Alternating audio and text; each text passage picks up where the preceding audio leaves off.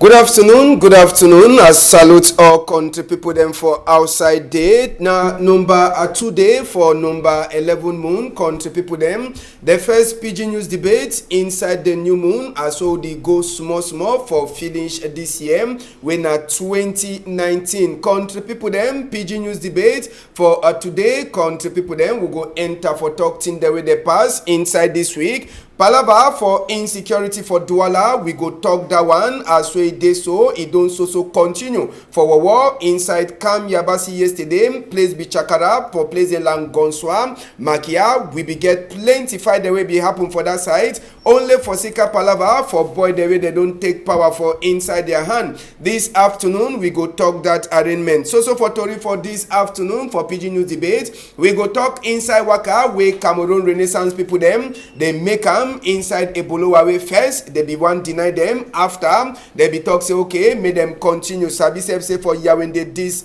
Saturday, Tori we enter we here. They say uniform people them they for all corner. Where Cameroon Renaissance movement people them they don't talk say they go so continue for make their waka. Thing way happen to for Bafusam this landslide we go try for turn back again for Tokam. Help when governor don't give am e correct or wait till they get for do. Sabi say Nkunkuma e be send 200 million for these people them, and with the USA people there with their house them Chakara with the day alive, they don't push them for different quarter where they call them say Lache and Lemgwe. Now for the place and say that way they go put them just now after with their house them Chakara. We no forget die say for Ekema Patrick Esungem. We sabi say person we go shidon on top that chair for Ekema Patrick Esungem. Now a man with the column Dr. Efande John Leonga where he go shidon for some half time as mayor before new votes it happen. We go get plenty other thing that we'll go talk this afternoon. We get case and two for people them two way at the done a loss. We'll go bring them for inside a debate for this afternoon.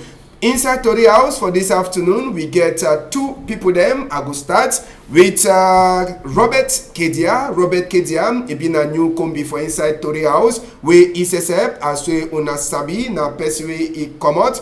For University for Boya, he get political science book. Robert, good afternoon.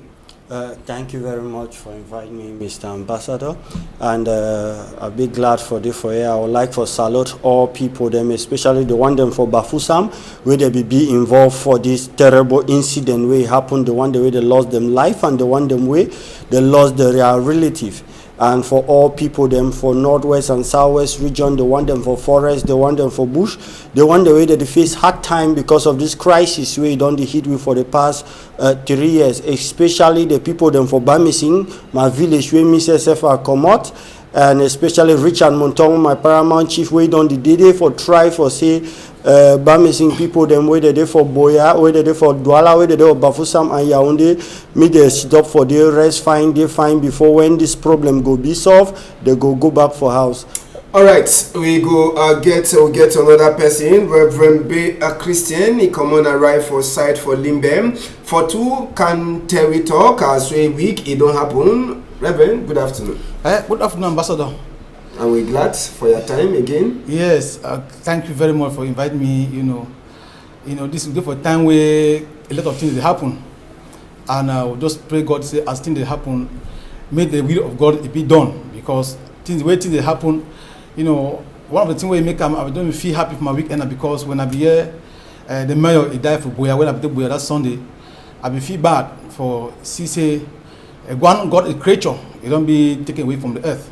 Okay. But I just pray God say, if he action they be in the one way he find God, then God will go for a corner, God will judge it fairly. But if he be in the way he be, now God will decide who side he will put him down. All right, inside PIDGIN news debate, we get with normal country fashion for this side. Palava for talk sumo tori for corner side. Sabi say inside this week, it been for Thursday, breaking Friday, where we see book with Donald Trump says when a head boy for inside place with the column say a United States is signed. Na palava for do continue for make Binet and continue for help Cameroon for different sites. According to book with Donald Trump is signed, it talks from 2020 January say a plenty thing the day way they go stop him for do it in Cameroon. According to the book with Donald Trump is signed him, he try for talking na all the one the commander the one take him for say don't see him say a uniform people them. According to the book say they know they respect human rights for places like Northwest and Southwest. They dis also do some kind of thing them and governor this also talk no nothing on top that one. Now for see why that he don't sign book say from 2020 January till the way United States Donald Trump contribute so help Cameroon they go stop him until time we governor say he talk on top this palava. Robert, you been a political scientist as we talk, you come up for University of Boya. This talk with Donald Trump he talk, you like Cameroon, how you receive him, how you read the thing paper or the book we sign him when you be to go through a different thing than for inside the week. I receive it be very normal when we get stubborn government where no one be realistic. Government she say again na Cameroonian them way it go to lie for them all time say everything be under control, everything they fine. We don't take rules there, we don't take regulation for ensure say all thing go they fine for inside country. Some talk the way some musician they always way they sing they always talk say you can fool the people but you can't fool them all the time. Government she say it go lie for war for country to say all thing they under control. For talk say government military people they do fine work, they never ever burn village, they never kill people, they never do anything. Now government fail for realize, government fail for accept the fact say non-governmental organization then they be very present inside Cameroon like the United Nations, the African Union and many other small non-governmental organizations then they look to it they happen for inside country and they give their report. We receive video them for Kamba kind thing the way they happen for all side. We see a way they happen for Northwest, we see a way they happen for Southwest. And for me, the decision where American government president he don't take them. For me, I know say it no be inevitable. We see them first as we start for the level for military.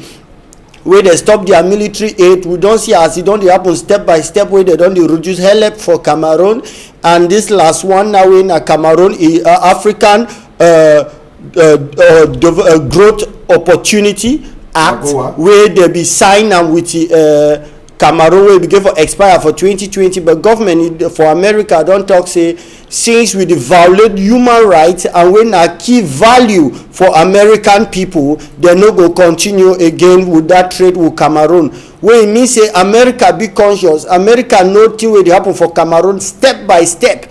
For all the violation the way they happen for Cameroon, and if they don't take this decision now for make government to be conscious say when you come all the time can say everything be under control, you get for no say this non-governmental organization there and this country them for outside they get their various tools them and their source of information where they gather news. You no go there for place where thousands of your people them being a refugee for Nigeria. Tens of thousands they dey for inside Bafoussam, Douala and Yaoundé the way they don't run. One the way they stay for inside bush. Whom and the way they use na grass for make their part. Now whom and they born for inside bush when I snake them. Why animal them for inside bush they welcome picking the way they born inside bush and you still come for talk say everything be under control. Now you don't call dialogue. No be na the dialogue that way America even suggest say you give for call.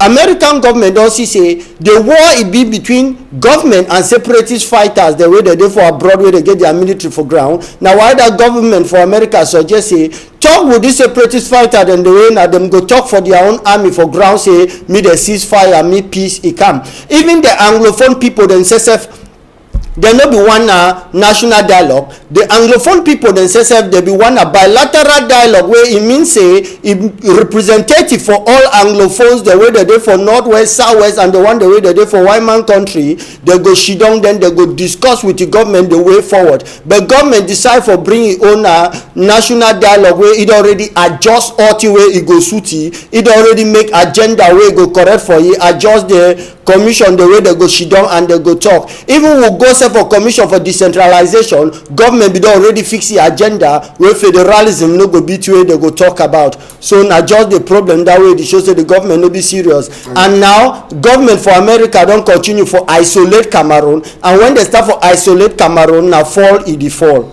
All right, you talk like a person who don't learn political, you don't get book for political science for inside university for Boya. Reverend, we hear this story, plenty people they check. Sabi say even as we Donald Trump he write that book, we get United States ambassador for him, where he don't, as plenty of them, they don't congratulate we come now, say the national man-to-man talk it happen, but plenty people they surprised for the book with Donald Trump he write, say they not go to do any peanut to Cameroon again, for a book with Cameroon signed for under Goa from 2020. When you hear this thing, you like Cameroon, you know be feedback? Well, for me, ambassador, as I hear that news, for me, I will feel bad for the government, but I will feel happy for myself and the Southern Cameroonians. Because if you see the atrocity, the way government don't prevail ways them. I don't be for Kwakwa, I don't be for Ikumbi, I don't be for all those areas, the way I don't be for Kumba.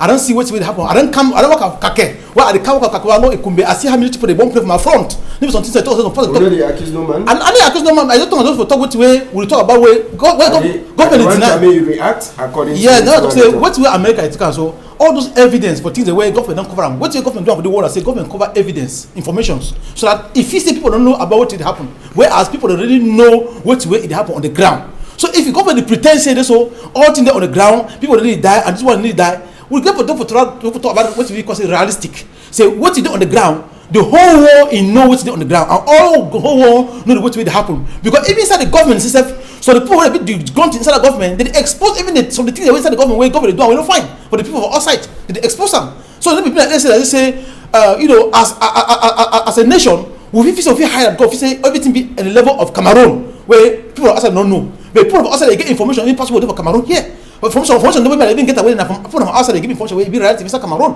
So we government can stand up and not say so. The English people, the Southern Cameroonians, they be a group of people where they get a destiny, they get a value, they get a culture, they get some integrity for protect them. And if the government official matured for protect that Southern Cameroonians, then Southern Cameroonians they don't already come to a level where they are fighting for their destiny, because all this will happen on the ground. And those people that show for those fight for the survival of the fittest, because inside Cameroon civil war, Cameroon people are not living in Cameroon. People are those men surviving. Because inside Cameroon, things work up, no side, things work up. Now when you see people, the government don't feel say it be in control, because since it is the militia on the ground and they fit do into the fit do and you know when you say undisciplined people that are down like military and so on, you see a lot of evil things will happen. And if once you not be responsible for the evil that happen, the thing that will happen. America is the first country way for the war. When America started talk something, it means say America be serious. And when America takes stand, I believe say all the allies they will be involved. For make sure that which I don't talk be implemented. Now, so I don't know, cut you short. Plenty time them for inside we country. Plenty time when the kind of thing they don't happen. Government be don't ever talk say make different people they don't ever put eye for till they happen for Cameroon, because they say they manage the thing them, and we sabi say plenty of the help them where they come out for this outside country them. Yes, the government talks so because government feel say since it suppress the people of the country, it look and say as it suppress them, they go strong quiet. But you look at them for a new area of life. As the president of the country talk and say we for an Android generation. And in the Android generation, not only be high tech, if you find them, it's the Android generation. Because government feel say say all things in control, because if he say according to he don't block the source of information when the outer part for Cameroon and the borders and the other part for outside the country, they don't know. But if you go say with they be more civilized and they be more they get high level of technology more than us, and make they get satellite. Most of the Europeans they get satellite. They don't need for cover Cameroon for Cameroon. They need to put a satellite focus on for Cameroon. They tell what happen for ground, they what happen for north. What they will kill that woman them, and the government deny. But look, the government again can't accept when a different country they tell say that information this. You see, it be something where it be absurd. For me, America come very late. America come very late. Okay. And I appreciate America, Mr. Ambassador. Late. Better than for late. Not deny. That's America don't come. Mr. Ambassador, for add something where you talk say government for Cameroon they like for talk say Cameroon a sovereign country, people there for outside they no give for can talk. Now talk that way I don't hear many French people them they don't dey talk for all social media, talk for all TV house say Cameroon a sovereign nation. But I feel sad for being Cameroonian, and at the other time I feel say my educational political science wey I study be useless when I see my own president for my own country he go give report for president for France as he carry on in national dialogue for his own country. President for France he no trust he.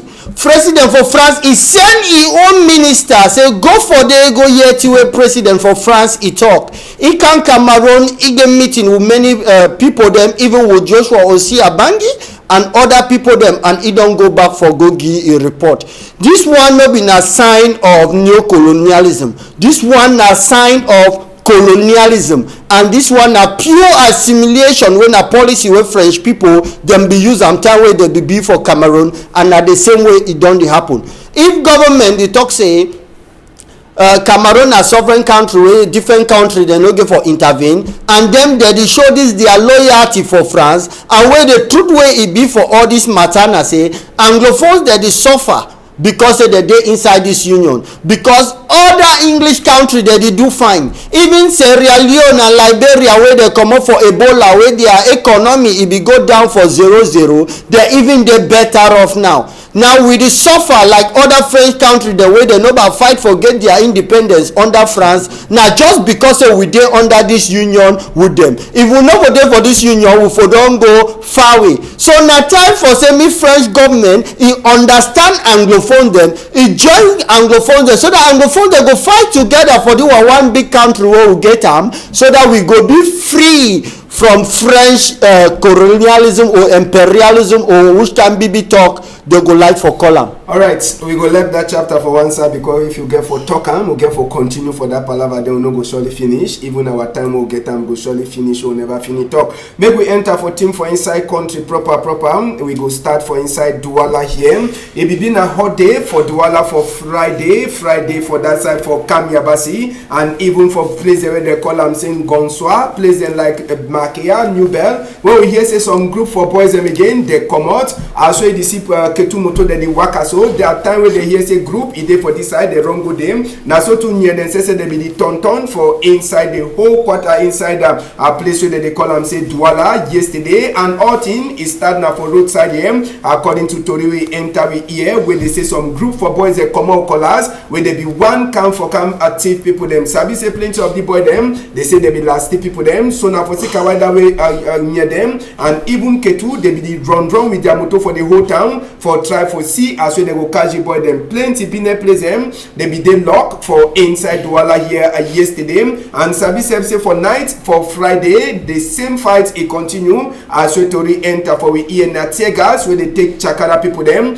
inside plenty of the quarter them like a New Bell for inside Gonswa we hear say Makia and other places where this fight it be happen. So just now palava for insecurity when a group for boys them with the colors they fight another group them, and Sabi say plenty of the group them where we hear say they fight now one day they don't turn up say they don't want they can work with different group them that they can cause confusion for inside the quarter. So now another form for insecurity that we don't come out inside Douala just now, so near them and Ketu all them be there outside yesterday for Douala. Only for Sikase some boy then say they be the one cause disorder for inside a town for this side, so for economic capital.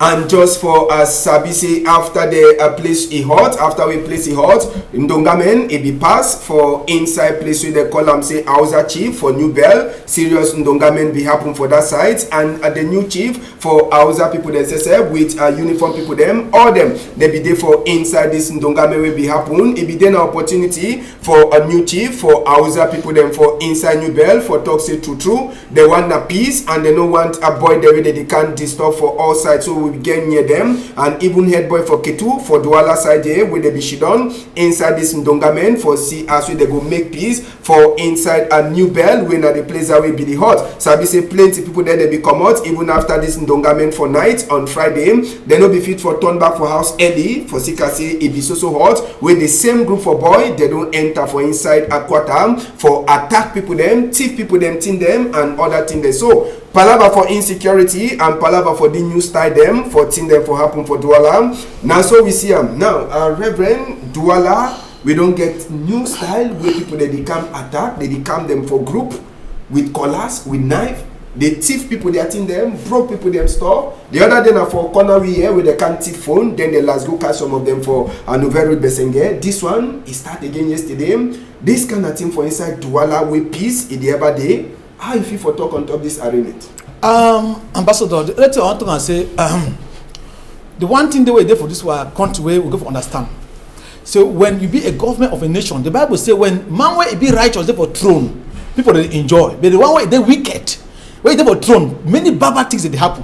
You know, say every as the crisis they start for our country, most authority officials they don't bargain at negative ways them for handle this crisis. And some this boy the way they don't get the relative, the way they don't pass all this constitutional information them, have to use weapons them for attack people them. The consequence you know, say I mean talk to this crisis just get part 1, part 2, part 3. Part 1 be feeding with national what they call the national story.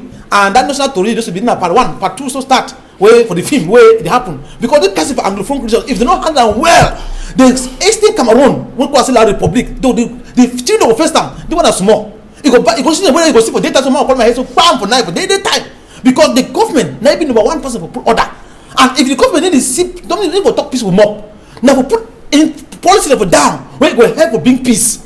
For being all the level of favoritism, tribalism, all this thing like if you know all these things like that, peace you know could be. If you talk about most of it be peace, peace. Peace the kind of when justice is be in place.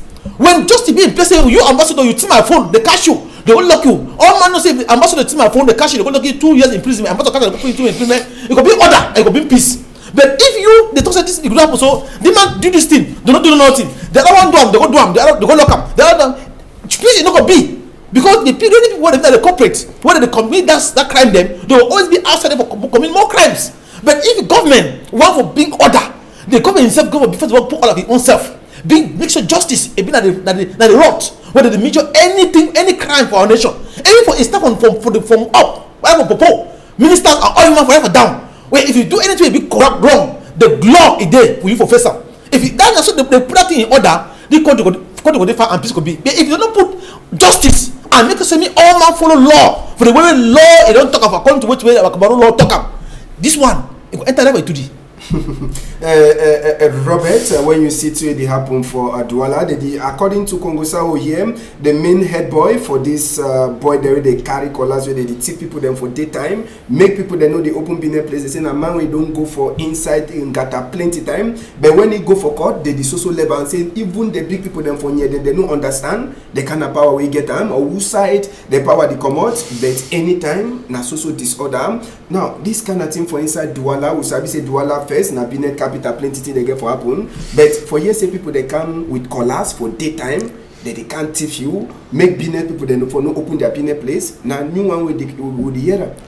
As you first talk say big man for this boy them way they carry collars inside places them now man way he don't go New Bell he come out plenty time them that one a definition for talk about our judicial system wey na failure wey don fail anytime and e don always be failure wey man e go prison e go comot sometimes dem no go sanction him e comot e come again can continue with the very gang do the same atrocity e go reach for court police dey catch am hand am for judiciary dey turn dey free e come e continue that one na definition for the poor judicial system wey we get am wey I believe say big man for judicial ministry e get for look into it.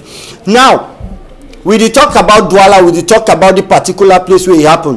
That place e dey na for New Bell, and when we talk about New Bell we dey talk about Makia, and for inside Makia na for dey wey the biggest tear as francophone people they call am e dey for inside Douala where they say kamba kind cigar dem wey e dey spoil paple pikin their head na for dey wey they say one way at the can Douala at the year they call am say tie or at the year they call all kind name, they go call Tai, they go call Kayo, and all kind name the way they go call them. The biggest tear for inside Douala is then for that place for Makia where they inside New Bell.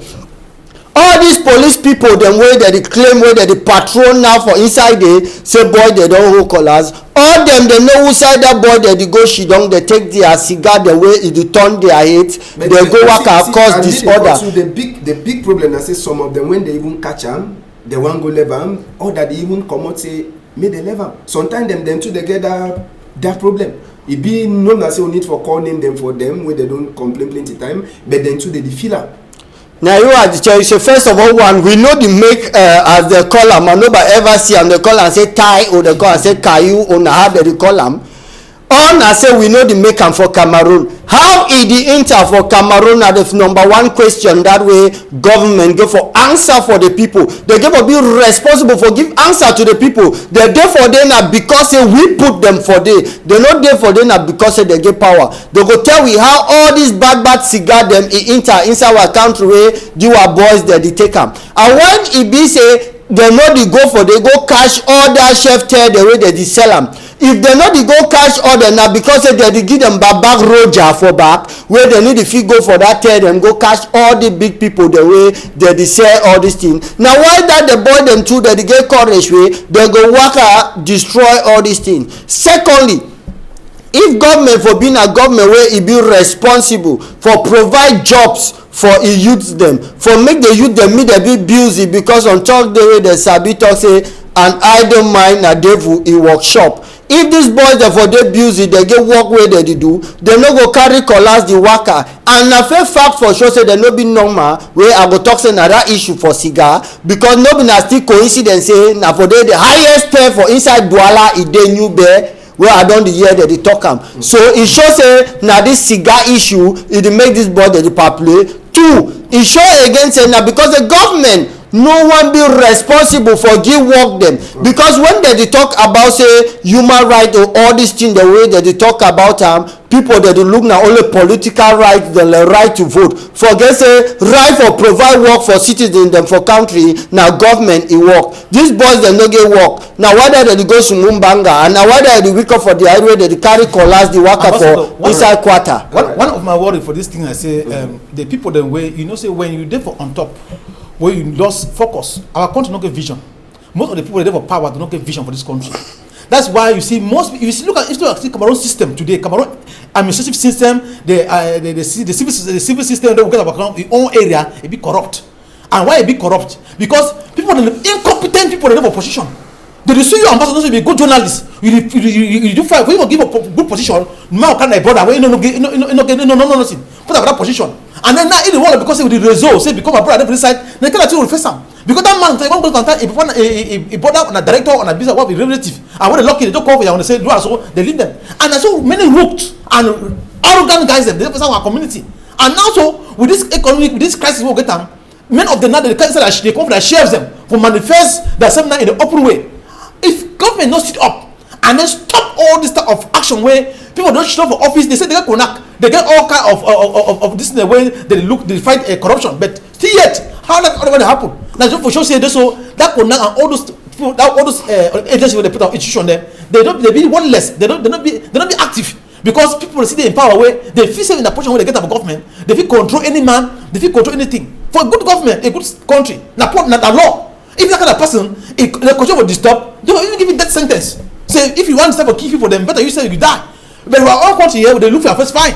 If you not be a tone, you not be bastard, they say no, you go. All right. The other one, they say no, you go. We know they for inside different palaver for different country people. No, we don't know what happened. Tribalism, because if that man, sometimes they don't be na so. If they follow a law, sometimes as well you talk na connection. Yeah, sometimes no be na countryman say but because they get connection with the person. Okay. So we go left that palaver. We go left that palaver for insecurity for inside the New Bell, Douala. We talk small politics too. Cameroon Renaissance movement. they don't wake up again after we Professor Maurice Kamto be come up from Qatar. As so here yesterday for outside with the column say Bafusam or for Ebolowa. They began to do some small worker yesterday for Ebolowa. We hear say they be throwing them some water on top their skins, crashing water. But that one no make and say me they no enter for Ebolowa for make their meeting. That one too, as so here they also enter on top that palava gomna for that side last space when are some class they deny say they want to feel. So this palava and before the boy even do the work or meeting, they talk say they don't fair give authorize, they don't fair write book, say the one who so and so thing, they be give them go ahead. Then after they cancel them, then they put them to the talk say okay, we go waka, we'll see what to do. Cameroon Renaissance movement today to the year say Yawende. It's not easy for worker for say they don't promise it they must work all sign of security. Now Professor Maurice come to again, he don't come out. Yes, Ambassador. You see, when person decide to be rough and be arrogant, it will raise a lot of arrogant people into for approaching. The government don't understand say this country, say this country is a country where we know from time we go say the country of law. Law day. Maurice come to the man where he know law very well. And he operate in the context of Cameroon law. So if when I write them, now law for our state. Any country, if you look at any country very well, you want to operate well, you must operate in the law of our state. Even Bia, you can operate in the law of the state. If the state not give you permission to do anything, you know what do. If you go against the law, the state get right for being in book. So I'm not saying America to also know that law very well. And when you want to do anything as a norm for any country, the political party you go for judiciary, not even for governor, not even for Joe. You go for the court.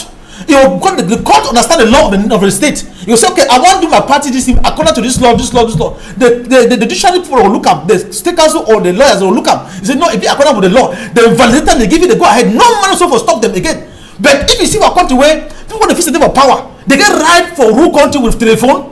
They just do things the way they want. It be absurd. It be funny for say person like police come to. A person when either go for prison for a particular political or political where they do our country and they still go again with kind of fight with you. Now for make sure say for tell we say our country get a whole political fight where I believe say political country now one of the actors the way they need to stand for fight for liberate Cameroon and for political freedom because this one the one catch the one what you call it, invasion. The people in power they don't invade the country. Because not true. Because if a governor or minister, if do anything to be contrary to the law, they get right for book it down. So they don't hijack the country and they visit them. If you rule the country the way they like them, when it be wrong, because now we vote them. Now me so we vote them for power, and they be accountable for we, and they be accountable to the law. Because the law for you say I be patriotic citizen for Cameroon, you go for abide to the law. If you a minister to say be a patriotic citizen, it's for abide to the law. So they don't need to tell we say abide to the law when them say abide to the law. Okay. They need to abide to the law.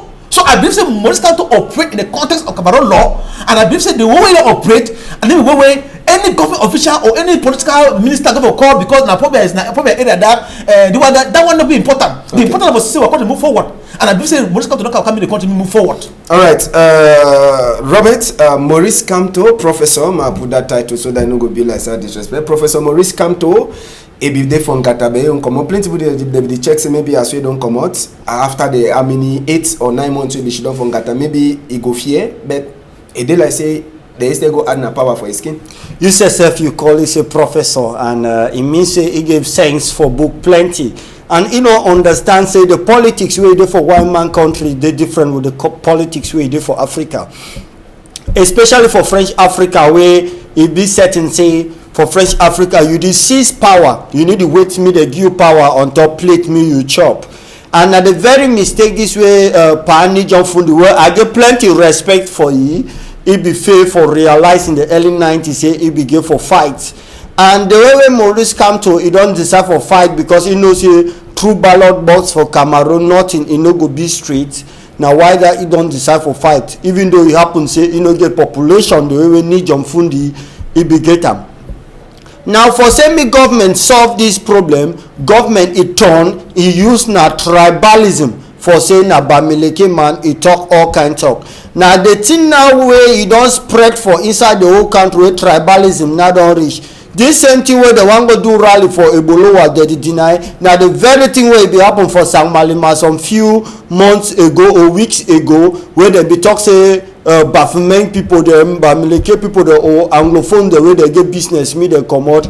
Now the fruit of that tribalism way government be check say he go put her in place for be able for enjoy. But it don't show say he need to work now in favor for government. Maurice Kamto don't come out. He don't still continue for the play where he stop there.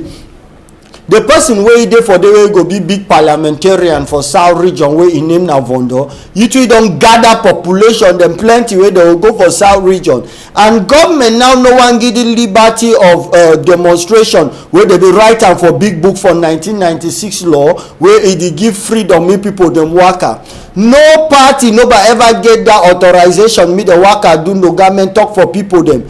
But now only CPDM wey they give the way we don't hear notion of support candidate natural or natural candidate. We don't hear all kind of way they don't get when a CPDM they want go demonstrate. But when an opposition political party e want come out go, government go deny. It simply just shows say there is no political freedom in Cameroon, and when political freedom no dey for country, it shows say the man wey dey for power na dictator. So na high time make government know say change is what you cannot stop. Na thing wey you no fit stop am. E go be make dem better give freedom of political expression. Let them meet the worker. Wait it back if Cameroon Renaissance movement they want go for south for go worker tonton look their supporter. It's not bad. But if government for Cameroon the fear now because he get skeleton for inside a cupboard and me be realistic, then he give people then the freedom where they deserve them, where it dey inside constitution.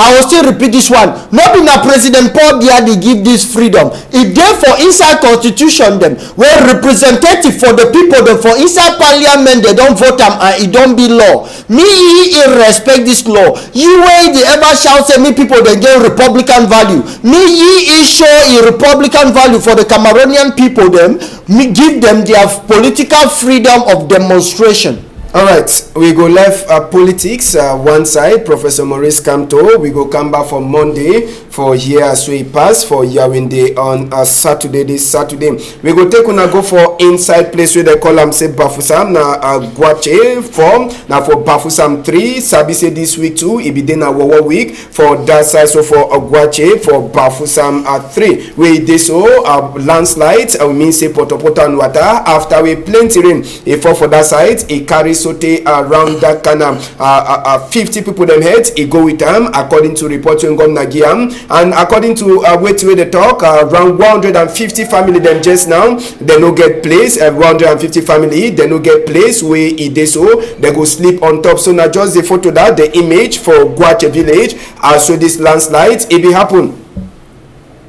We go enter just now. Sabi say after the one way be pass, we be turned back for inside Bafusam as we tori enter for we hear one time. Minister for Territorial Administration when a Gra Tango Seseb, it be dem for see as we army rescue people them. They define the die body them. One the way poto, it don't cover them on top their skin. Sabi say according to army rescue people there, they be talk for a we. According to army rescue people them, they try for talk say they so die body them. They go so continue for find and no dey easy. Gratango be dede and IC be dede. Ma Celestin Kecha Cotes e be dede. Minister for 6 people them Marauda Malachi to be dede. And total will be yes in a 43 people them where they be sleep straight according to a book, according to reports or number we Gratango says e began for 30 people them for that side. So for inside Bafusam. And just for Sabise on top this palava for Bafusam before they be one go for Sari they be define that die body them Gratango and Ma Celestin Kecha Cotes they be them for inside hospital for Bafusam country people them and their waka for inside hospital for Bafusam it be start now for co-house where they move for die body them. Maybe we'll be enter on top this image for we want finish all the story for Gwache first then we'll come back for here yes. e be there na for night wey Gratango be enter inside Bafusam, and the first place where they land now for inside hospital. They go for co-house side where they don't keep die body them. This first day, according to where Gratango be talk, now 42. Now the next day they also continue for find die body, they will go up to 43. So he meet up, he see the people there, they don't come out away, they don't die. Then he enter for emergency unit for that side. Now for there they keep all people them where it is so they get caught. And Sabi to say cabinet meeting will be happen for October month 2. Minute for silence, it be there for all that people there, they be sleep straight for that side. So for Guache, Sabi say on top this palabam, they don't talk say people the way they so they alive, family with their house don't chakara, property don't chakara. They go take them, leave them for some another place where they call them say Lache and Legwe as we to re-enter for the EM. Nkunkuma to be sent 200 million, 100 million now for people there they get die for bury their die where they will take 2 million if we calculate and find. Then 100 million for people there they get for go change their house them come up for salary they were watching it pass. It means if we calculate and to find they will get 600,000 francs each inside their pocket. Now plenty people they ask them say why na the time say since Ngomna maybe them for Yawinde they no be sabi, but the one day they be there for Bafusam they be don't get for sabi say that place it been a place where they danger where therefore don't drive people there. They know for even left people themselves for be for day. Now when you look all the thing will happen, the number where they don't die and the money when Kunkuma Giam, I just want to more talk some on top the palava. What time don't they finish? Mr. Ambassador, your friend no be na the one way he don't wipe your eye when tears he dey run come out. Your friend na the one way he dey do everything possible for say me you know even cry self for the first place. Na he be your friend. Now we go ask this question. Other people they way the B house for that place. Council he be go draw a red cross for them me they give money, he authorize them me the bill. Yes, of course, council it be do am. Now the people they don't die for the instead for say me they look how they go do for compensate them, they go carry plenty people, the minister of this, minister of that, where we know their outing allowance from Yaoundé when they go out of region, we know their allowance. Why that unnecessary spending? Why they not be do everything possible for say me that incidents occur in the first place? Who side the divisional delegate for environment ide and even the one way it represent Madam Kecha Kutes for town planning? Who side all them be data way they be go bill for that place? Government need to talk how it go sanction this divisional delegate the way they know other place they permit that people they meet the bill. Even council where go put red cross they pay them because they want be house.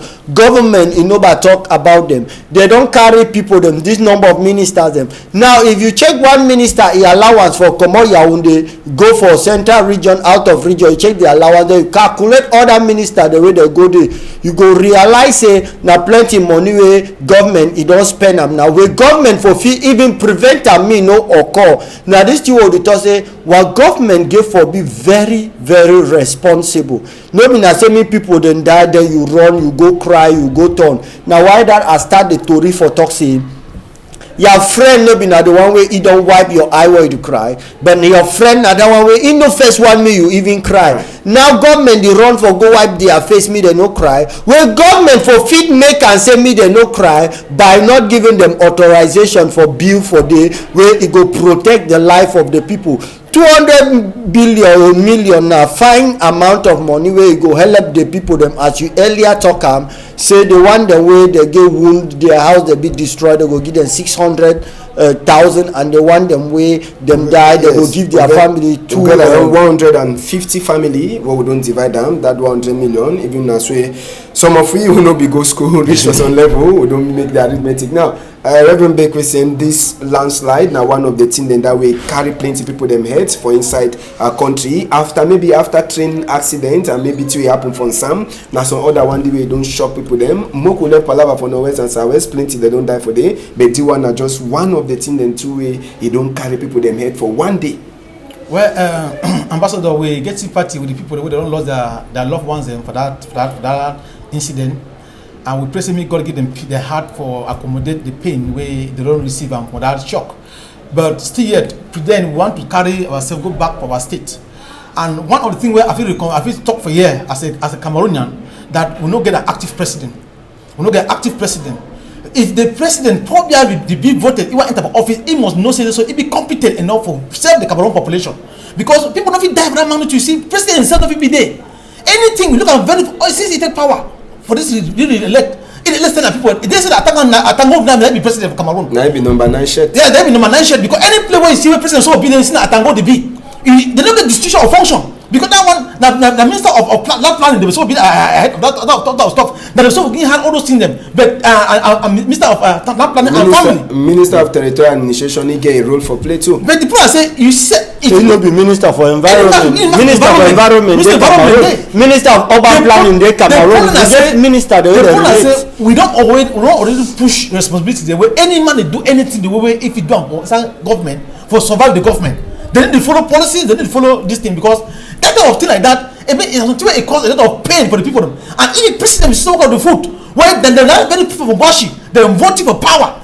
They're voting for power, they give a vote. Where if you almost see on type of electoral register, they will tell how many votes they vote of that people for support Popia. And if they be able to stand with them in the time of pain, it's a shame, it's a disgrace. We believe and say now time where government, the Cameroon be country where you should be ruled by an inactive president. You should be active in any area. It's not but sometimes then when they give a point for a minister, they need to put them na same they be. See the what we call and say what indirect speech, the one that indirect information. When you get direct information, we should say go ground get information a bit different from the one where a minister can get. You want to push it a bit before that's what for Anglophone zone. Because the money minister don't say like that bonus is the way they take away they go for field than for solve the crisis. They go have big false information for government and government they react based on that false information. You understand? And my pain, the worst pain when I get a very question and say what get that thing happen from Washi. Immediately government then dispatch ministers and other ministers and Qatar ministers don't go at one. We say Cameroon is one. We say we want Cameroon, we live in oneness unity. If we go for that one, we intervene easily. Why would they put for Kwakwa? Why would they put for Kembo? We need for all we need for someone. For everything happen to our nation, we say one nation. Government so intervene the same way we intervene for Mwashi or for North or for South or whatsoever. That's so intervene for any place, even for Kwakwa or for Womb or for side.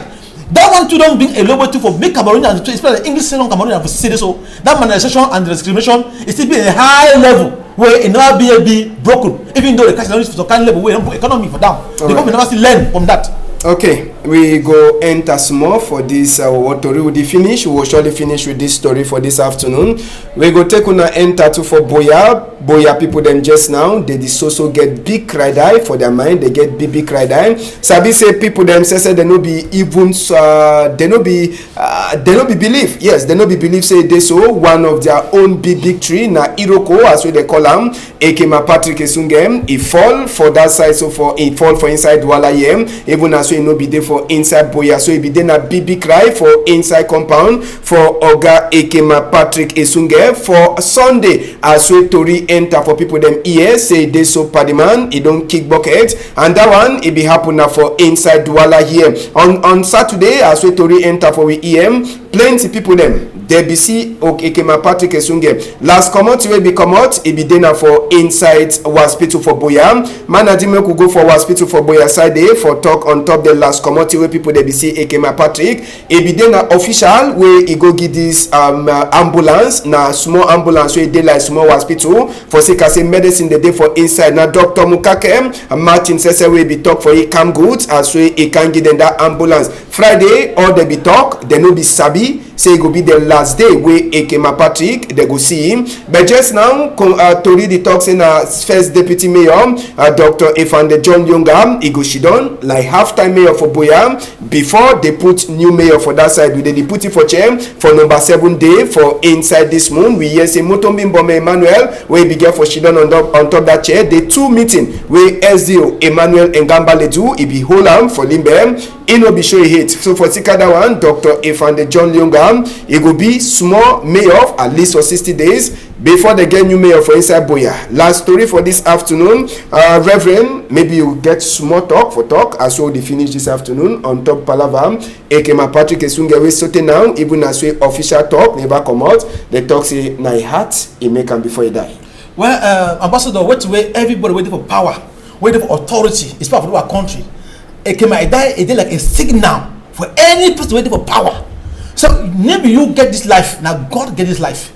And anytime you feel say this, because of them support the power, they don't go take this occultic power, they don't go take witchcraft power, they don't take power for different sources them, and they don't push away God. They feel say God, get no place for their life, and they feel behave the way they want do to the one, but this life no photocopy.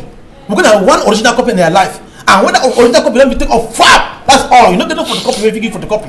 So that's in the way people don't go understand. Say when you are there or you have authority, work for the interest of the people where they don't put that place. Make a many people around you, make them feel happy, make them feel lovely, make them not get pain, because when people start getting cry because the thing you do at their office it cause them pain, God is here, and when God react, God can do anything.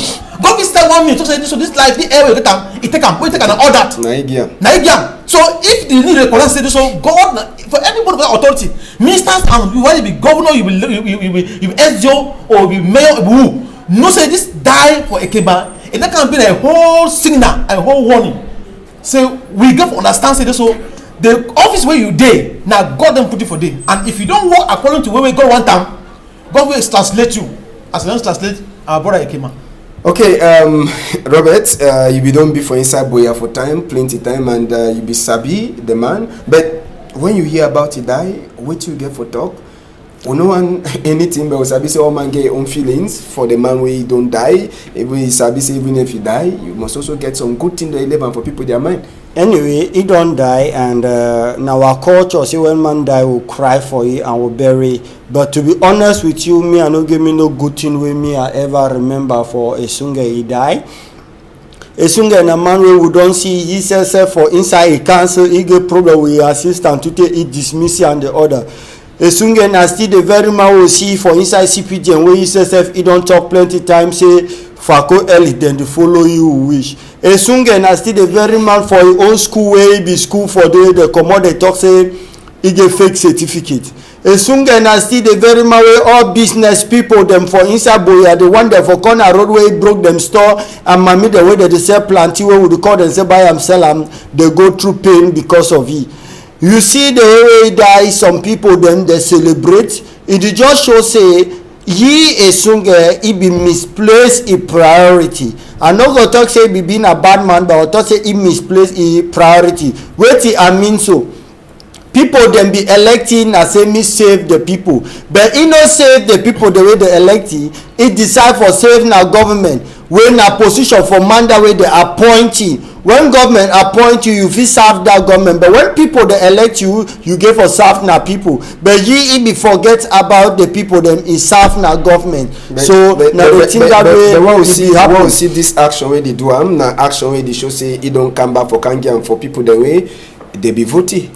Yeah, now fighting say he give ambulance for hospital, but we give a bit realistic to say when the thing them way you don't do and when he hot man plenty, he pass the small good one way you do he go make them say me the people them that look na the bad one like as honorable but he be talking and say the people you think you broke our legs and give us a piece of bone to fight under, you go make them people then get high blood where you broke them store people the way their business it don't shut down because of your actions the way you do it. Then you can't give them back ambulance say if they get hard blood me they treat them for this. It's gonna fight it for that.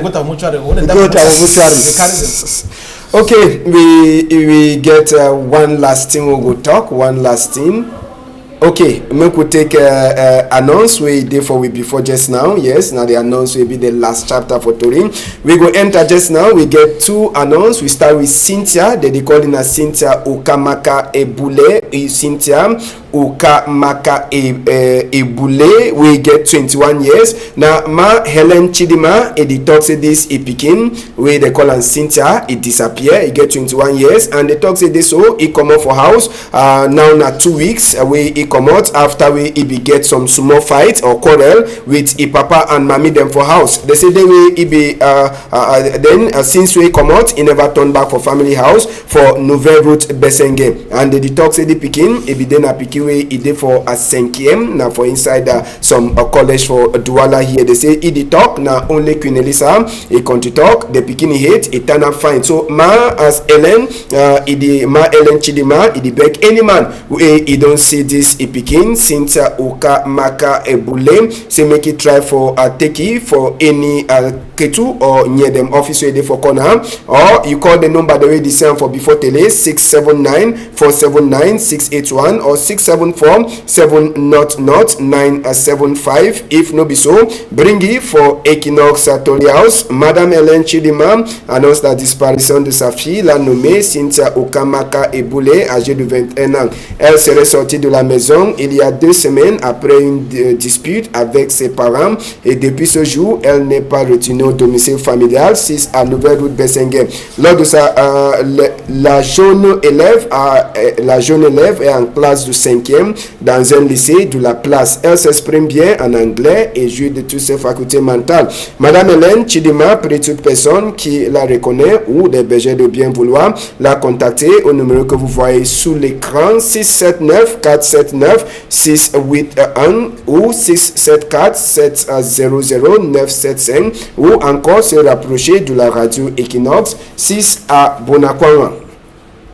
We get this other one we na so person we don't lost the call na Dop Gima Thierry na the name that he get na 14 years and na mama Lema Yvette he talk say this a brother Dop Gima Thierry he disappear he come up for house for number 31 day for inside number 10 moon around 5 o'clock for morning time we no man in no sabisa we come up go since that day he never turn back for their family house we he dey for Bepanda precise for Monaco. The Satan this pikin be come up for house. It be wearing a jean, a black with some tricot. We get different color them for his skin. This pikin it talk the same country talk what they talk and for ya pidgin and it is so it get difficult. You know fit for talk. Other talk them bad. They say the pikin it dey fine for he hate. So ma Lema Yvette it beg any person where it keep this pikin or it don't see him for some side. Make it help he call that number them for tele 675-455 not 9865 not 65 not 985 not or you bring it for Equinoxe Story House. Madame Lema Yvette annonce la disparition de son frère le nommé Dop Gima Thierry âgé de 14 ans et serait sorti de la maison jeudi 31 octobre aux environs de 5 heures du matin pour se rendre à une destination inconnue et depuis ce jour il n'est pas retenu au domicile familial 6 à Bepanda au lieu dit Monaco. Lors de sa disparition, il était vêtu d'une jean noire et d'une tricot multicolore. Il s'exprime bien en pidgin et a des difficultés à s'exprimer, mais il joue de toutes ses facultés mentales. Madame Lema Yvette prie toute personne qui l'hébergerait ou la reconnaît de bien vouloir la contacter au numéro que vous voyez sur l'écran 675-455-098 650-985-850 ou se rapprocher de la radio Equinoxe 6 à Bonakwanga. We don't finish this number 1 edition for 11 Moon. Country people them. I want to thank you plenty, Robert. Thank you too for inviting Yes. me. I would like for especially We thank don't- to Chief for Bami saying Yeah. reach We out don't- long way we don't don't help finish. internally displaced people them. All right, Reverend, thank you to plenty. I will Yes, pray as we get Ambassador. back, correct waka back. Yes, I want to salute all the body of Christ, the pastors, them, Okay. them, all we want them, everyone the gospel outreach. I will salute everybody. All right. Thank you. Me, Almighty stay fine. I will pray for Cameroon. Innocent Abega, Francis Boyo Malis, and Nadine, they be joining them for Semi Tori Waka Fine. For me, I go turn back in the proper for Monday. On all I'm tight.